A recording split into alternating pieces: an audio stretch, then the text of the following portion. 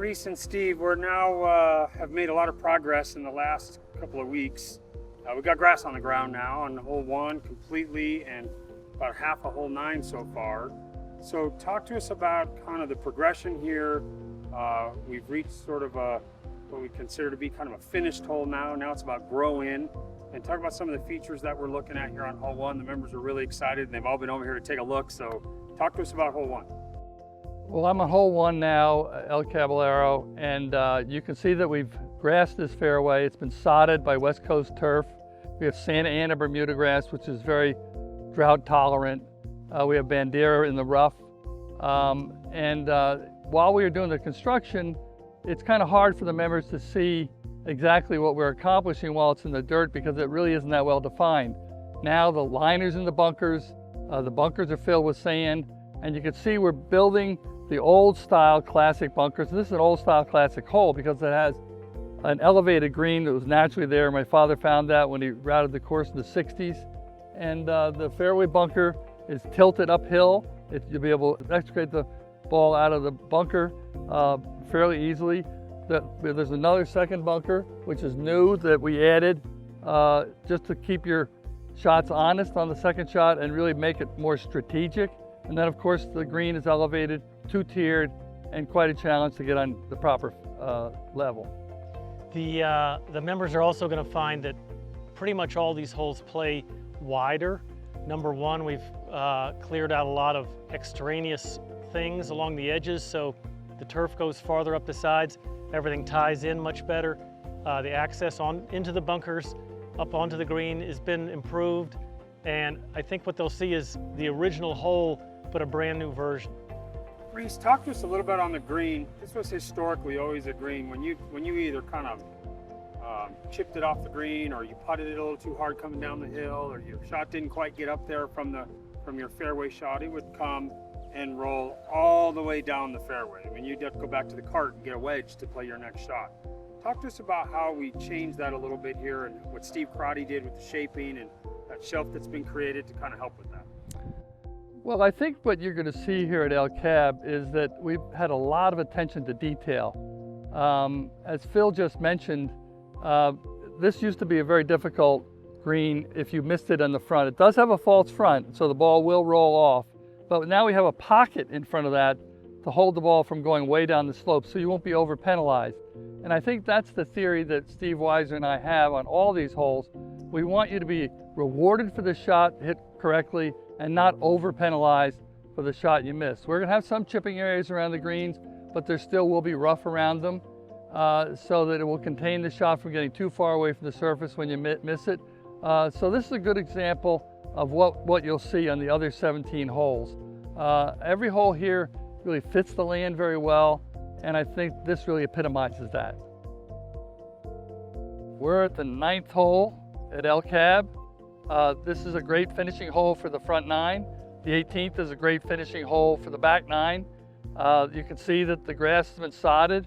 We're very pleased with the quality of the work that the sod people are doing, and it really is going to start to grow now that it's getting hotter. What we have here is really a challenging par 4. We added a back tee in the event that we want to play it as a par 5 for some events, or if we want to have a tournament for the USGA. And it's a downhill tee shot. It's still a 2-shot hole for most players. It's a low profile green.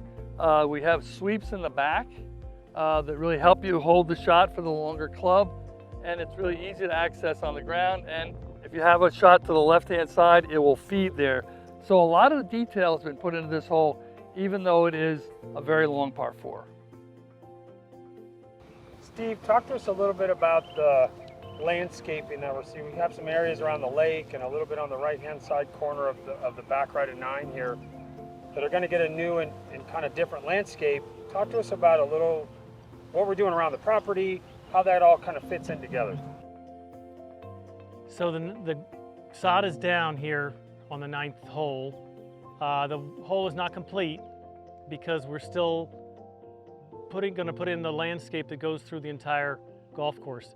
The landscape that had evolved here was a mix of different things, and the entire feel of the landscape for this property is going to match how it was originally built, a kind of old native California look. It will transition out of the more formal clubhouse look through the area where the water feature is, and sort of simply go through out into more native as we go up the side of the mountain. The next step is going to be installing the landscape. This landscape will carry all the way through the entire golf course. It starts in a more formal, decorative, native California look to tie into the water feature into the clubhouse. And as we transition out into the back, it's going to become even more natural and work its way up the side of the mountain. The original golf course had a mix of different styles of landscape. This will be one consolidated old California look. I think what's interesting to the members is that we're going to continue with what Steve just talked about and working with the existing vegetation. We're actually make it a little more open, make you able to hit out of the trees a little bit more easily. We're going to limb up some of the trees and really take care of them and really make them quite healthy for the future. So a lot of the work we've been doing with the trees will make the course more playable and more enjoyable for everybody. We're standing here on the 10th hole at El Cab. You can see that it's under construction. We've just rebuilt the green, so it sweeps up in the back. It holds the shot much more readily. The ball doesn't trickle into the green when you've hit the shot to the right side. It's a very strong hole. All our par threes here at El Cab are different distance from each tee. From the back tees, this is 182 yards. Number 6 is going to be 215 yards. Number 8 will be 230. And number 16 will be 172. There are 4 water holes at El Cab. My father redid Augusta National in the 50s and the 40s with Bobby Jones. He also designed Peachtree Golf Club with Bobby Jones. He and Bobby Jones really believed that water was a very important feature on golf courses of note. And that's why he added a lot of water. Right after Gene Sarazen invented the sand wedge, bunkers became less of a hazard for the better players. So water became more prevalent.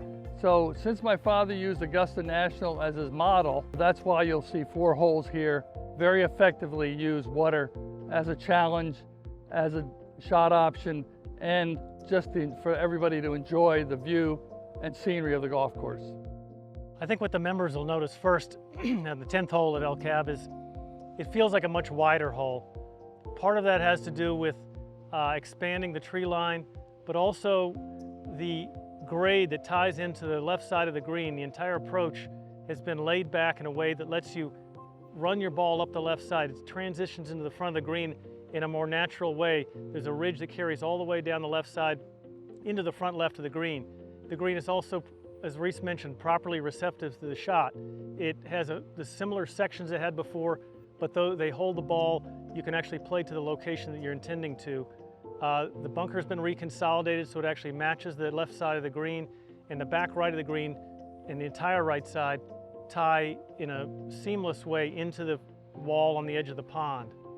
We've also reconfigured the tees slightly to add length and also to make more different tee locations for all different types of players. The forward tee's been shifted so that it plays in the right direction into the front of the green. And also, people may notice even that the visibility of the green and the pond are more easily seen because there was a slight roll in the approach that now is tied in better. You can see exactly how your ball goes into the front edge of the green. I think the members of most of the changes are minor. This was a minor looking change, but a major improvement.